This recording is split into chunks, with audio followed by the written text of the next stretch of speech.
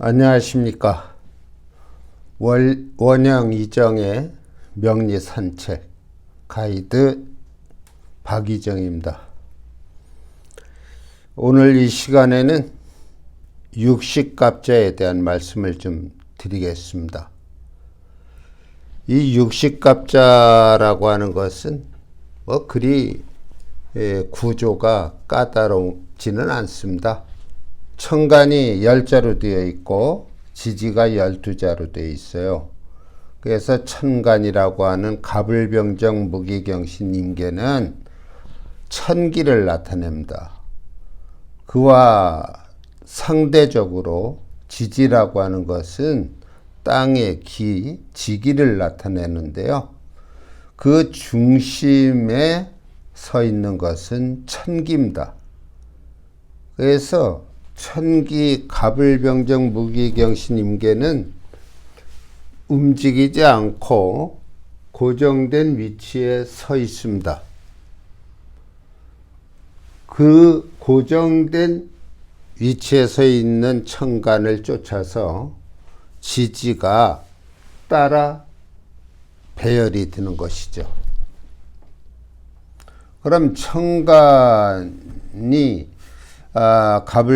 갑에서 계수까지 열자가 6줄을 이룰 때 지지는 12자가 되므로 5번의 반복을 거듭하면 육식갑자가 이루어지는 것입니다.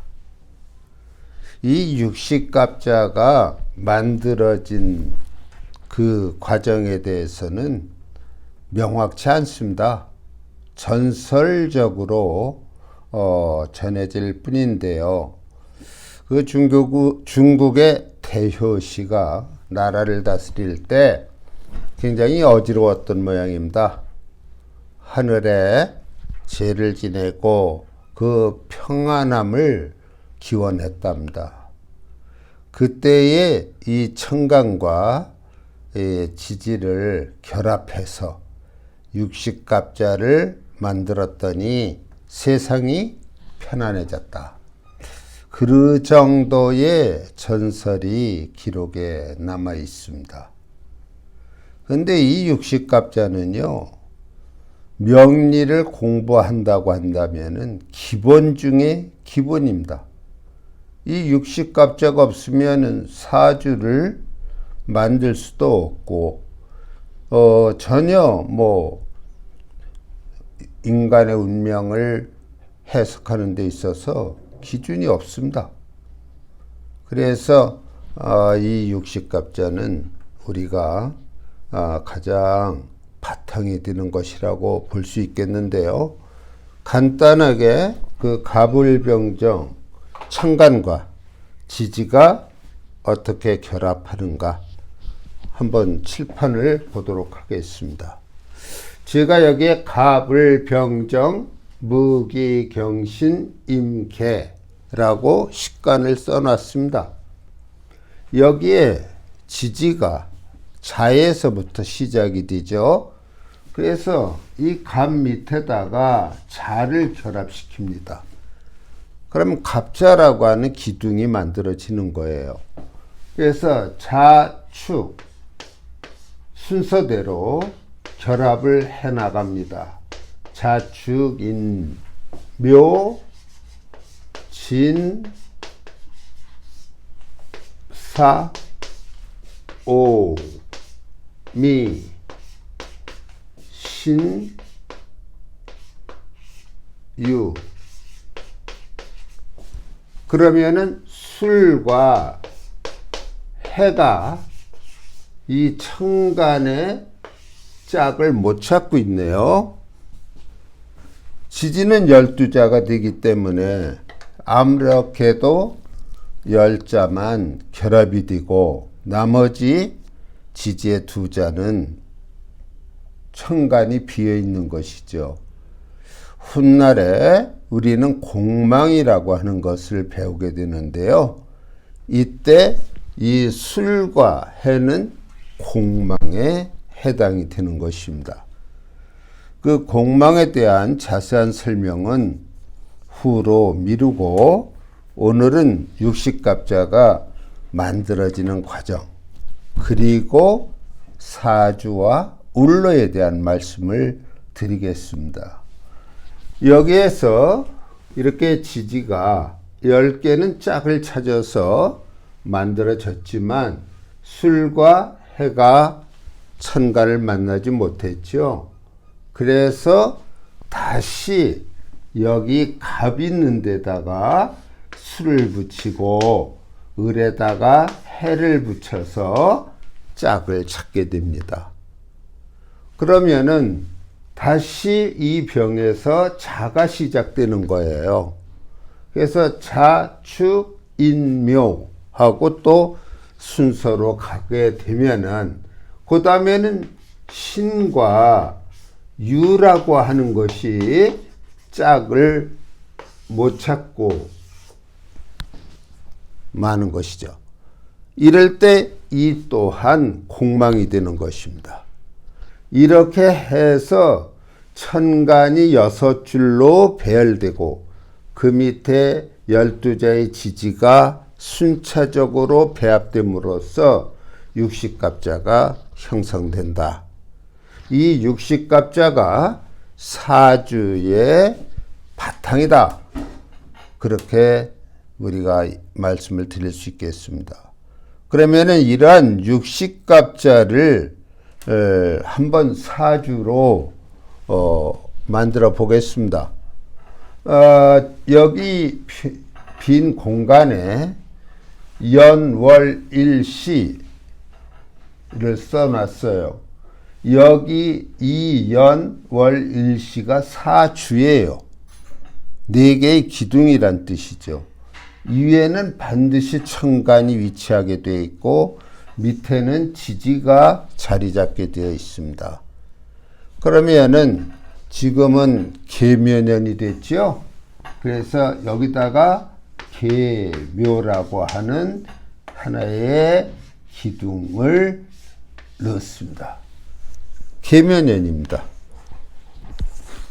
그리고 지금은 절기력으로 따졌을 때 갑인월이 됩니다. 인월이에요.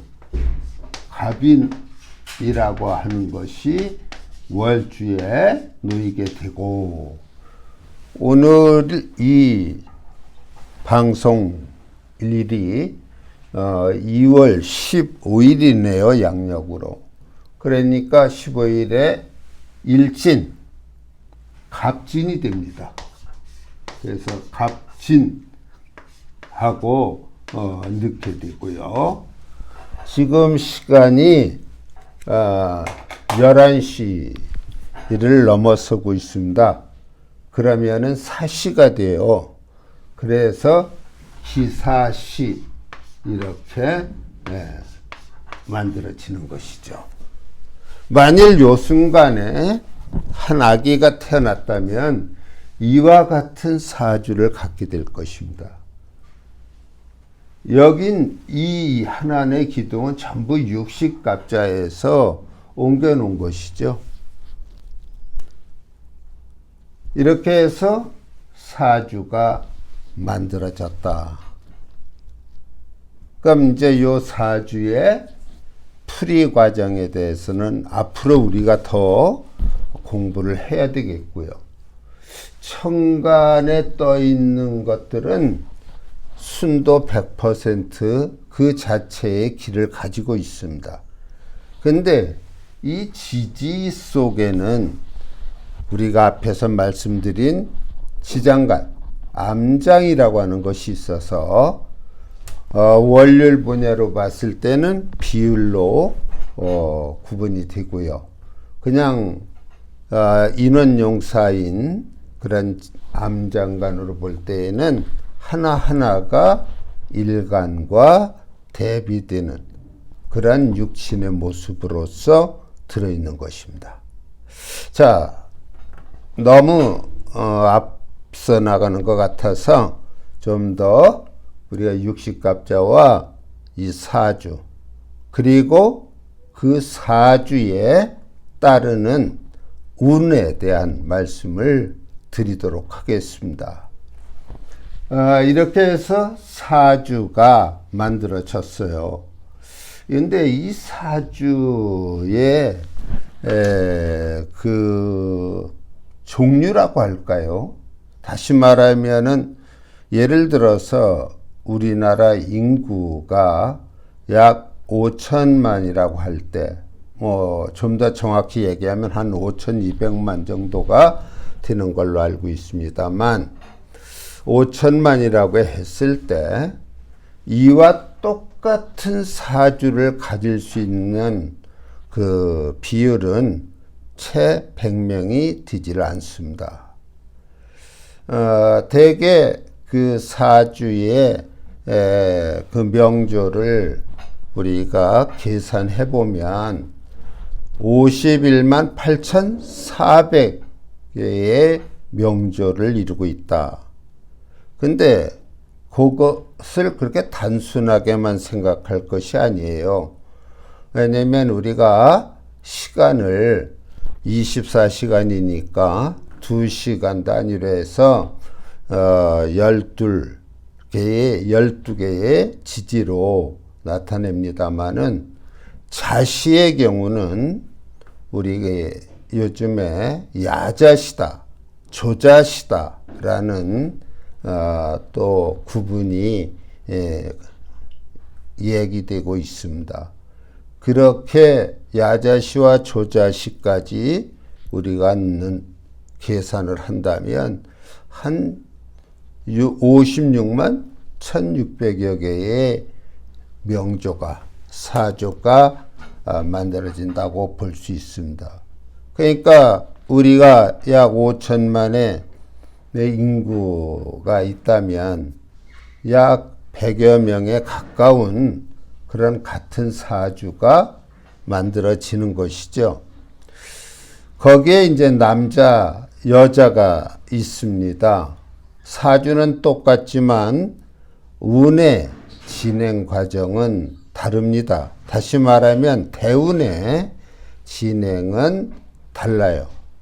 그래서 남자, 여자의 그런 대운의 전개 방식 또한 다르기 때문에 그렇게 되면은 명조의 수는 더 간극이 벌어질 것입니다. 우리가 이 명리 공부를 한다고 했을 때, 그 명리에 대해서 좀 신뢰를 갖지 못하는 이웃들이 있어요. 사주 맞지 않는다. 그래서 왜 맞지 않는다고 생각하느냐 하고 반문을 하면은 그러죠. 아니, 옆집에 쌍둥이가 태어났는데 그 쌍둥이가 살아가는 모습, 성장해서 살아가는 모습이 똑같지 않다. 또한 똑같은 사주인데 사람 사는 모습이 다 다르다는 거예요. 그런 얘기를 하면서 그 명리가 이치에 맞지 않다라고 얘기하는 분들이 계십니다. 그럼 저는 그분을 갖다가 굳이 설득시키려 할 그런 필요성은 느끼지 못하지만 사주가 똑같다고 해서 그 사람이 살아가는 운명, 그 울로가 같다고 볼 수는 없습니다. 우리가 한번 좀 여담 삼아 말씀드리면 쌍둥이로 태어났더라도요, 그 사람이 처하는 환경, 어린 시절 되게 슬하라고 하죠. 부모의 보살핌 속에만 놓여 있을 때는 같은 색깔의 옷을 입고 합니다. 서로 다른 것을 주면 울고불고 하지요. 그래서 그때의 모습은 같습니다. 부모님을 서서히 벗어나기 시작하면서, 다시 말하면 유치원을 간다든지 초등학교를 간다든지 중고등학교를 다니면서 그들은 동질성을 계속 유지하기 어렵습니다. 우선 그들이 처한 환경이 달라지기 시작합니다. 주변에 모여드는 소위 친구들이라든가 또는 담임 선생님이라든가 이러한 조건들이 달라요. 다시 말하면 후천적인 영향이 다르다는 것입니다. 결정적인 예를 하나 든다면 성인이 돼서 결혼을 한다고 합시다. 똑같은 사주를 가진 여성들을 짝으로 갖는 경우는 드물어요. 그러면은 한 여성과 둘이 결혼할 수는 없는 거 아닙니까? 각자 좋아하는 여성을 만나서 또는 남성을 만나서 결혼하게 되는데 그 상대 배우자의 사주도 다를 것입니다. 그러면은 엄연히 이 기로서 이루어져 있는 음양오행의 작용은 다르게 나타나죠. 어떤 사주를 갖고 있는 이성을 아내로 맞이하느냐에 따라서 그의 운명이 달라집니다. 그것뿐만이 아니에요. 같을 수가 없습니다. 쌍둥이라고 해서 항상 붙어 다닙니까? 똑같은 음식을 먹고 똑같은 차를 마시고 똑같은 차를 타고 똑같은 그 시간을 보냅니까? 다시 말하면 아무리 사주가 같다고 하더라도 그 사람의 삶의 모습은 천양지차가 있다는 것입니다. 자, 우리가 여기서 조금 더 나아가 본다면 이러한 사주가 있다고 합시다. 우리는 이러한 사주가 있을 때 이 사주의 주인공을 우리는 일간이라고 하는데요. 바로 여기에 놓여 있는 요 일주에 놓여 있는 천간이 그 사람을 나타냅니다. 그래서 이 갑목이라고 하는 이 갑이라고 하는 이 사주의 주인공이 어떤 과정을 거쳐서 살아가느냐 하는 것, 후천적인 영향, 다시 말해서 어떠한 울로의 길을 걸어가느냐 하는 걸 우리가 살펴보게 됩니다.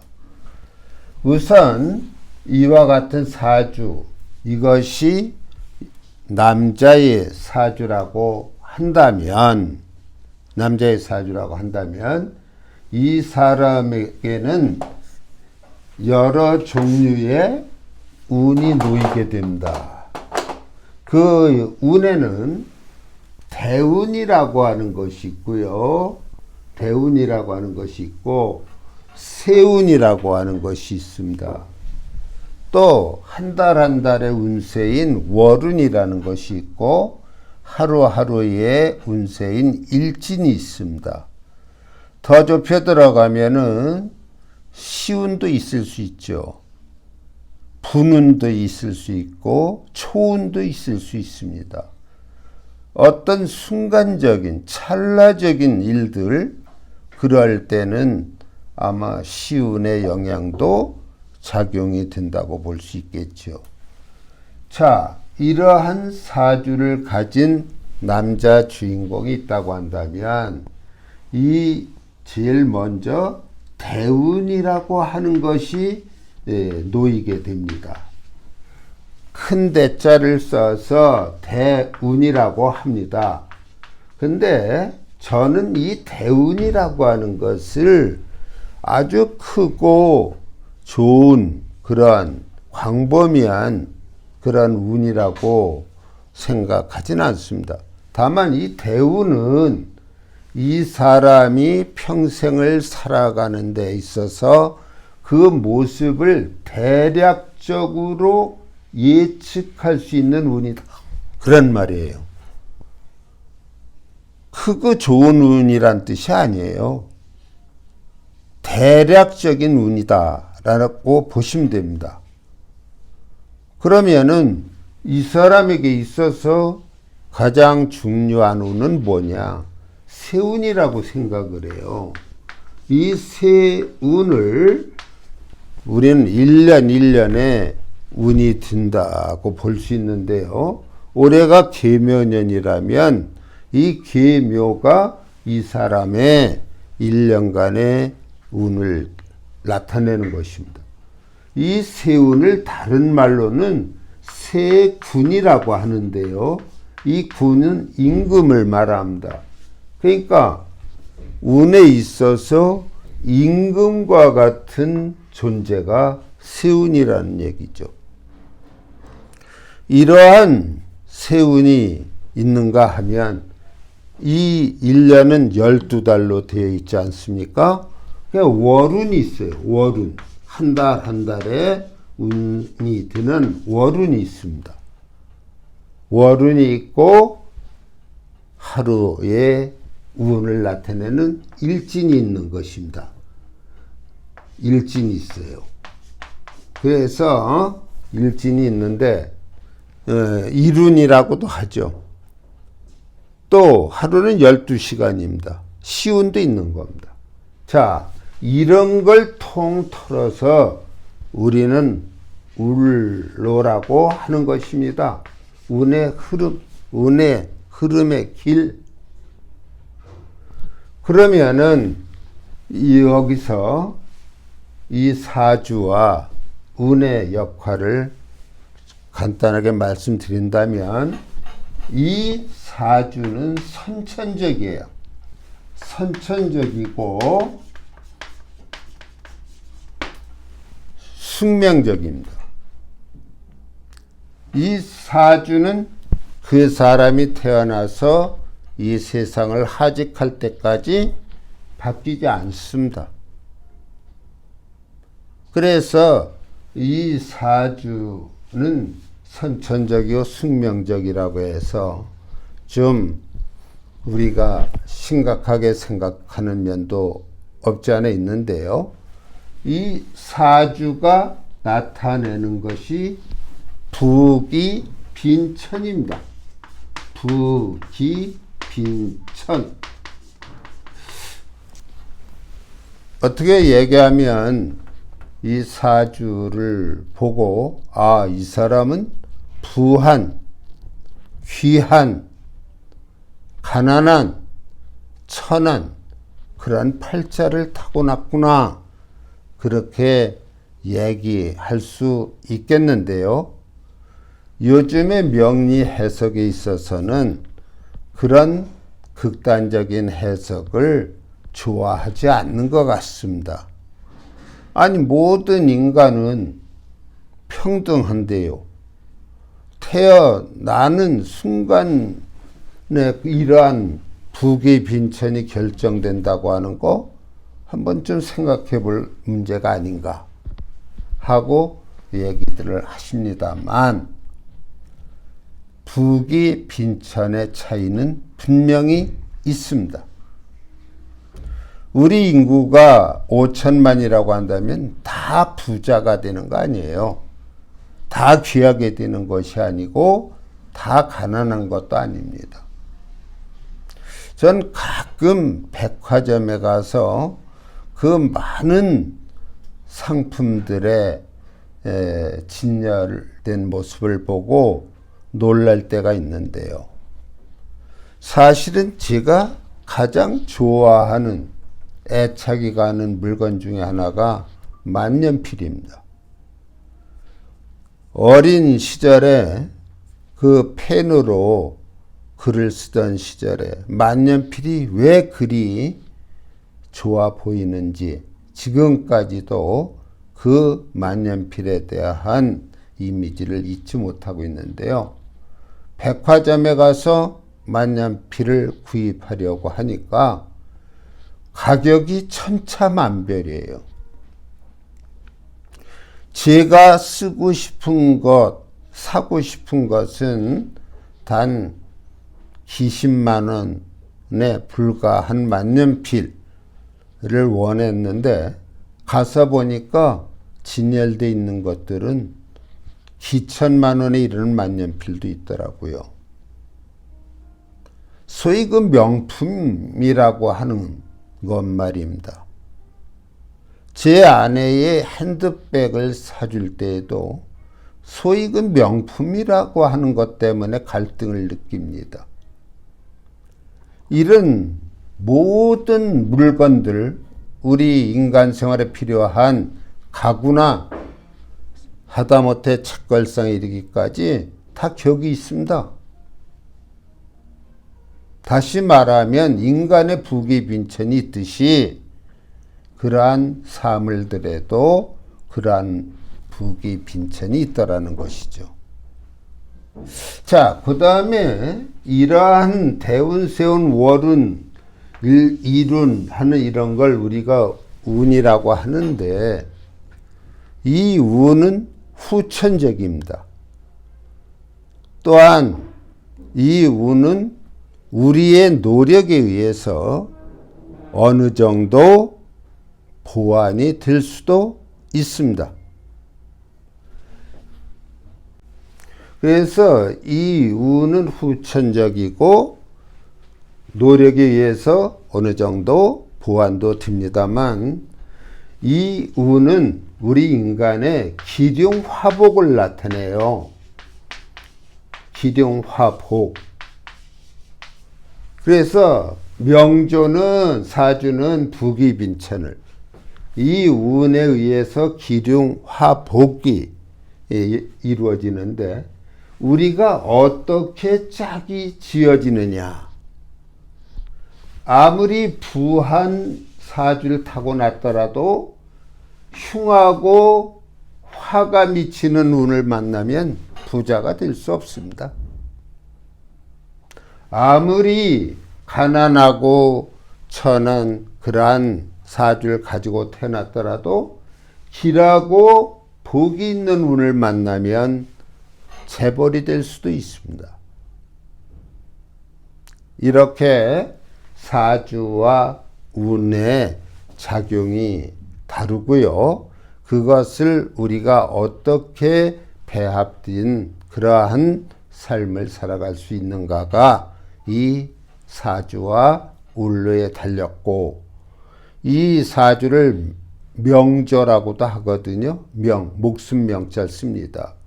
운, 우리가 움직일 운자예요.